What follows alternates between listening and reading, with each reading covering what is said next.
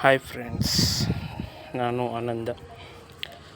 ಹೊಸ ಯೂಟ್ಯೂಬ್ ಚಾಲೂ ಮಾಡೀನಿ ರೀ.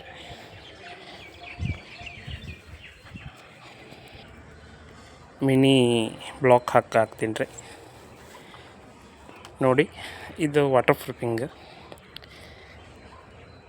ಇದು ಬಂದುಬಿಟ್ಟು ವಾಶ್ ಮಾಡಿ 2 ಕೋಟ್ ಆಗಿದೆ. ಈ ಥರ ಈಗ ಅಡ್ಡಾಡಿದ್ದೀವಲ್ಲ, ಮತ್ತು ಹೊಲಸಾಗಿದೆ. ಇದು ನೋಡಿರಿ, ಇದು ಫೈನಲ್ಗೆ ಈ ಥರ ಬರುತ್ತೆ. ಒಂದು ಹನಿ ಸಹಿತ ಲೀಕ್ ಆಗಂಗಿಲ್ಲ ರೀ. ಅಷ್ಟು ವ್ಯಾರಂಟಿ, 8 ಇಯರ್ ವ್ಯಾರಂಟಿ.